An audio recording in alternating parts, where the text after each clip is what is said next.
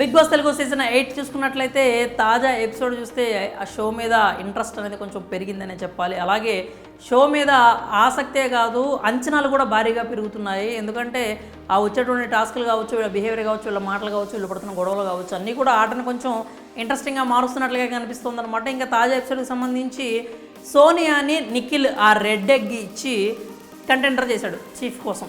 Chief అవ్వడానికి contender చేయడంతో చాలామంది డిసప్పాయింట్ అయ్యారు. ముఖ్యంగా నిఖిల్ వాళ్ళ క్లాన్ వాళ్ళు మరీ డిసప్పాయింట్ అయ్యారు. అయితే అసలు సోనియాని నిఖిల్ ఎందుకు కంటెండర్గా తీసుకున్నాడు, దానికి సంబంధించి సమాధానం కూడా నిఖిల్ అభయ్తో మాట్లాడుతున్నప్పుడు చెప్పాడనమాట. అంటే ఆమె ఊరికే నన్ను కంట్రోల్ చేయాలని చూస్తుంది, నువ్వు అంటే తినొద్దు లేకపోతే కూర్చో లెగు అన్నట్టుగా నన్ను ఏదో కంట్రోల్ చేస్తున్నట్లుగా అనిపిస్తోంది. ముఖ్యంగా చీఫ్ నేను కాబట్టి నన్ను ఎక్కువ పాయింట్అవుట్ చేస్తుంది. ఆమెను కూడా చీఫ్ అవ్వని చూద్దాం, ఆమె కూడా చీఫ్ అయితే ఆమెకు కూడా తెలుస్తుంది కదా ఇంతమందిని మేనేజ్ చేయడం ఎంత కష్టం అనేది.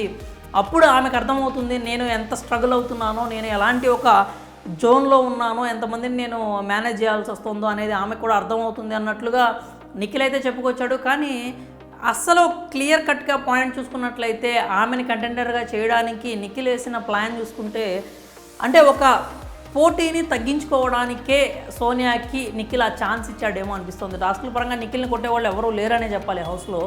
కానీ ఛాన్స్ తీసుకోకుండా ఆ రెడ్ ఎగ్ని ఇప్పుడు నైనికకి ఇస్తే నైనిక టాస్కులు బాగా ఆడుతుంది. సీత అయితే ప్రాణం పెట్టి ఆడేస్తుంది. విష్ణుప్రియ కూడా ఎలాంటి టాస్క్ ఇచ్చినా 100% ఇవ్వడానికి చూస్తుంది. పృథ్వీ అయితే ఇంకా అసలు నిఖిల్ పృథ్వీని అంటే అంచనాలు కాదు మనోడి లిస్ట్లో కూడా పెట్టుకోలేదన్నమాట, పరిగణనలో కూడా తీసుకోలేదు. ఎందుకంటే ఫిజికల్ టాస్కులు తీసుకున్నట్లయితే పృథ్వీని ఆపడం కూడా కష్టం. నిఖిల్ ఓడిపోయినా కానీ ఓడిపోవచ్చేమో. అంటే చీఫ్ కావాలి కదా, చీఫ్ కావాలి అని పృథ్వీ కనుక నిజంగా ప్రాణం పెట్టి ఆడాడనుకో ఒకళ్ళు గెలిస్తే.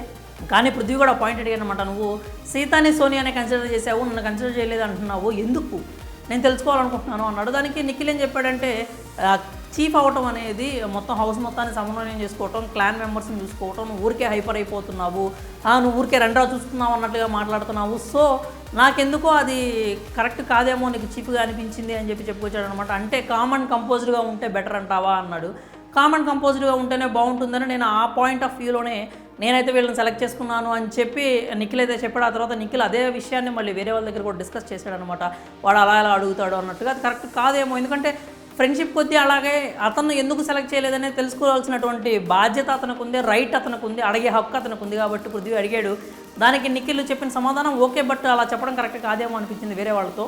ఇక ఓవరాల్గా చూసుకున్నట్లయితే ఆమెను ఎందుకు సెలెక్ట్ చేసుకున్నాడు అంటే సోనియా మాట్లాడటం బాగా మాట్లాడుతుంది, గొడవ బాగా పడుతుంది, ఆర్గ్యుమెంట్ బాగా చేస్తుంది. కానీ ఫిజికల్ టాస్క్ వచ్చేసరికి సోనియా తక్కువనే చెప్పాలి. సోనియా అంత బాగా ఫిజికల్ టాస్కులు ఆడలేదు అనే చెప్పాలి. ఇప్పటివరకు ఆమె ఆడిన టాస్కులు చూసినా కావచ్చు, లేకపోతే మొన్న తాజాగా జరిగిన కోడిగుడ్ల టాస్కులో కూడా ఎక్కువ ప్రొటెక్ట్ చేయడానికి డిఫెండర్గా ఉంది తప్పితే ఆమె అక్కడికి పోయి కోడిగుడ్లను లాక్కొచ్చింది ఏమీ లేదు, అందరితో ఎక్కువ గొడవ పడింది కూడా లేదు, ఎవరిని అట్లా ఇసిరి పడేసింది కూడా లేదనమాట. సోనియా ఫిజికల్ టాస్కుల్లో వీక్ అనే విషయాన్ని ఆవిడ కూడా ఒప్పుకోవాల్సిందే. కాబట్టే నిఖిల్ కావాలని చెప్పి సోనియాని సెలెక్ట్ చేసుకున్నాడేమో అనిపించింది అనమాట. సోనియా అయితే అతనికి కొంచెం ఫిజికల్గా తగ్గుతుంది, ఆ పోటీ తగ్గుతుంది, కాబట్టి గెలవడానికి ఛాన్స్ ఉంటుంది అని చెప్పి సోనియాని సెలెక్ట్ చేసుకున్నాడేమో అని అనిపించింది అనమాట. ఇది పక్కా నిఖిల్ మైండ్ గేమ్ అనే చెప్పాలి. అందరూ కూడా సోనియా చేతిలో నిఖిల్ ఉన్నాడు అనుకుంటున్నారు, కానీ నిఖిల్ చేతిలోనే సోనియా ఉందేమో అనే ఒక ఆలోచన కూడా కలిగిందనమాట. అప్పటి వరకు సోనియా మనోడితో సీరియస్గా ఉండి గొడవ పడుతున్నట్టుగా చేసింది. కానీ ఎప్పుడైతే రెడ్ ఎగ్ ఇవ్వడానికి టైం దగ్గర పడుతుందో అప్పుడు వెళ్ళి సారీరా అందరం ముందు అలా మాట్లాడకూడదు నీతో అని చెప్పి సారీ కూడా చెప్పొచ్చింది అనమాట. అంటే సోనియాకి తెలుసు ఎక్కడ గొడవ పడాలి, ఎక్కడ తగ్గాలి అనేది. ఆ పాయింట్ అయితే మనకు కనపడింది. సోనియా సెలెక్ట్ చేసుకోవడం వల్ల నిఖిల్ చేసిన బిగ్గెస్ట్ ప్లస్ పాయింట్ అదేనే చెప్పాలి. ఎందుకంటే ఆమె కాకుండా వేరే వాళ్ళు ఎవరైనా కానీ నైనిక లాంటి వాళ్ళు వచ్చినా, సీత లాంటి వాళ్ళు వచ్చినా ఆ టాస్క్లు ఖచ్చితంగా గెలిచే ఛాన్సెస్ ఎక్కువ ఉండొచ్చు మేబీ. కాబట్టి సోనియాని సెలెక్ట్ చేసుకోవడం వల్ల నిఖిల్కి అయితే చాలా ప్లస్ పాయింట్ అయిందనే చెప్పాలి. సోనియాని కంటెంటర్గా తీసుకోవడం అనేది మైండ్ గేమ్ అనే చెప్పాలి. నిఖిల్ గెలవడం కోసమే సోనియాని సెలెక్ట్ చేసుకున్నాడు. ఇంకా ఆమె కాకుండా ఎవరిని సెలెక్ట్ చేసుకున్నా కానీ ఏమో చెప్పలేం, ఏమైనా జరగచ్చు, గుర్రం ఎగరవచ్చు అన్నట్లు, ఏమో ఆ అవతల కంటెంటెస్ట్ గెలవచ్చేమో మనకేం తెలుసు. కాబట్టి నిఖిల్ అయితే మైండ్ గేమే ఇది. సోనియాని ఇవ్వడం వల్ల ఎలాంటి పక్షపాతం అయితే చూపించినట్టు అనిపించలేదు, మైండ్ గేమే ఆడాడు అక్కడ. మరి నిఖిల్ సోనియాకి ఆ రెడ్ ఎగ్ ఇచ్చి ఆమెను కంటెంటర్గా తీసుకోవడంపై మీ అభిప్రాయాలు ఏంటో కామెంట్స్ రూపంలో తెలియజేయండి.